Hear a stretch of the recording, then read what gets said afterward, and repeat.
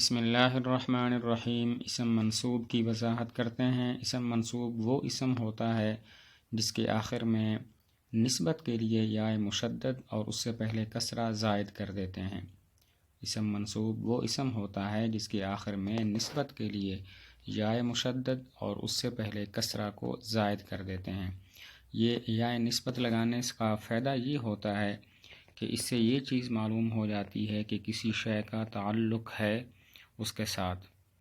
آخر میں یا نسبت لگانے کا فائدہ یہ ہوتا ہے کہ اس سے یہ بات معلوم ہوتی ہے کہ اس کے ساتھ کسی شے کا تعلق ہے۔ چند مثالیں ہیں جیسے بغدادیٌ، اس میں آخر میں یا مشدد ہے یا نسبت ہے، اس سے یہ معلوم ہوا کہ کوئی شخص بغداد کا رہنے والا ہے یا کوئی چیز بغداد کی پیدا کی ہوئی ہے۔ اور ہندیٌ میں آخر میں یا نسبت سے یہ معلوم ہوا کہ یہ شخص ہند کا رہنے والا ہے یا یہ چیز ہند کی پیدا کی ہوئی ہے۔ اور صرفیٌ کے آخر میں یا نسبت سے معلوم ہوا کہ اس کا معنی ہے علم صرف کا جاننے والا۔ نحویٌ کی یا نسبت سے معلوم ہوا کہ اس کا معنی ہے نحو کا جاننے والا۔ تو خلاصہ یہ ہوا کہ یا نسبت آخر لگانے سے یہ معلوم ہو جاتا ہے کہ اسم کے ساتھ کسی چیز کا تعلق ہے۔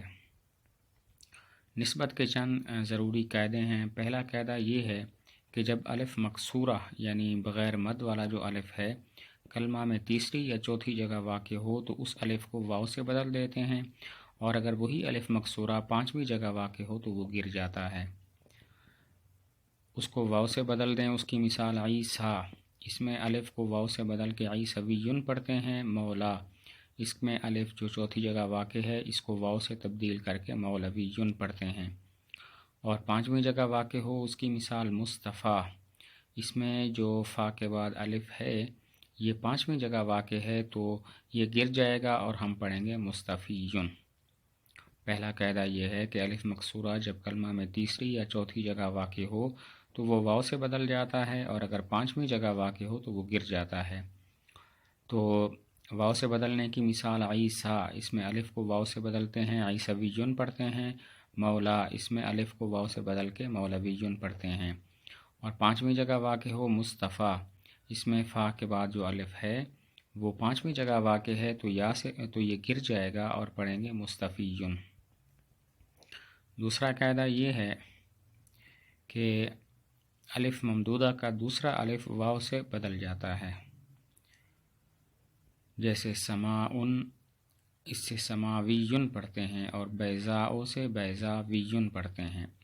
دوسرا قاعدہ الف ممدودہ کے بارے میں ہے کہ الف ممدودہ کا جو دوسرا الف ہے جس کو جو حمزہ ہی ہوتا ہے وہ واو سے بدل جاتا ہے، جیسے سماعٌ، اس میں جو الف ممدودہ کے بعد کا الف یعنی حمزہ ہے اس کو واو سے بدل دیں گے اور پڑھیں گے سماویٌ۔ بیضاء، اس میں الف ممدودہ کے بعد جو الف یعنی حمزہ ہے اس کو واو سے بدل دیں گے اور پڑھیں گے بیضاویٌ۔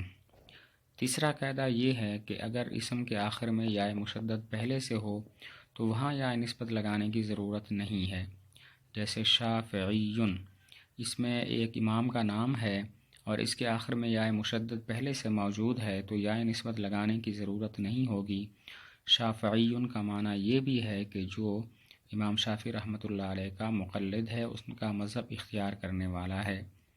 تیسرا قاعدہ یہ ہے کہ اگر اسم کے آخر میں یا مشدد پہلے سے موجود ہو تو وہاں یا نسبت لگانے کی ضرورت نہیں ہوتی، جیسے شافعیٌ ایک امام کا نام ہے، آخر میں یا مشدد ہے تو نسبت کے لیے یا نسبت لگانے کی ضرورت نہیں ہے۔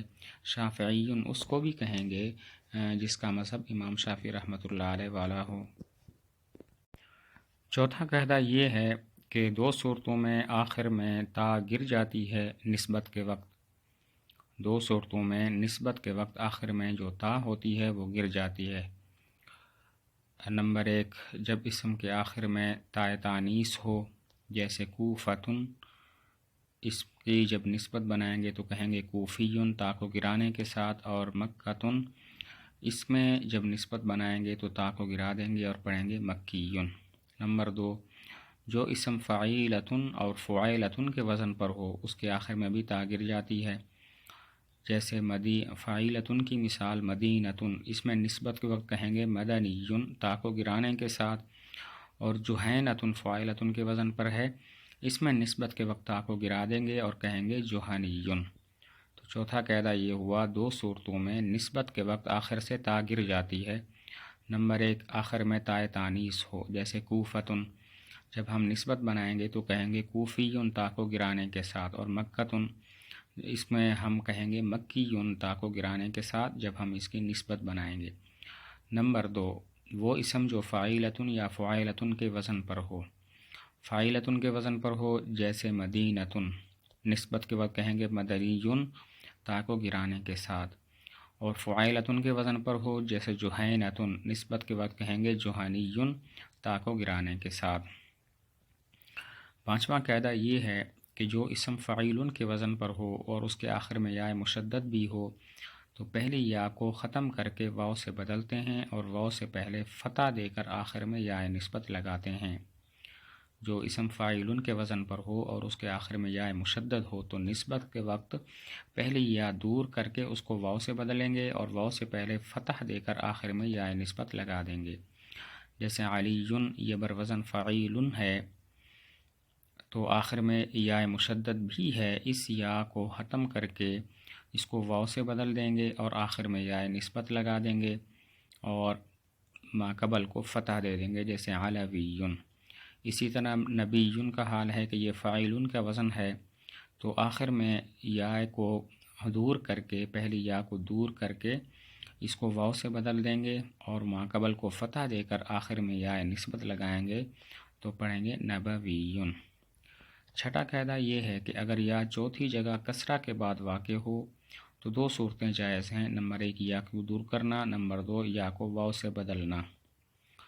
اگر یا چوتھی جگہ کسرہ کے بعد واقع ہو تو نسبت کے وقت دو صورتیں جائز ہیں۔ نمبر 1، یا کو حذف کرنا، نمبر 2، یا کو واو سے بدلنا، جیسے دہلی، اس کے آخر میں یا چوتھی جگہ پر واقع ہے اور اس سے پہلے لام پر کسرہ ہے تو دو صورتیں جائز ہیں۔ نمبر 1، یا کو ختم کرنا، دہلیٌ پڑھنا، اور نمبر 2، اس کو واو سے بدلنا اور دہلویٌ پڑھنا۔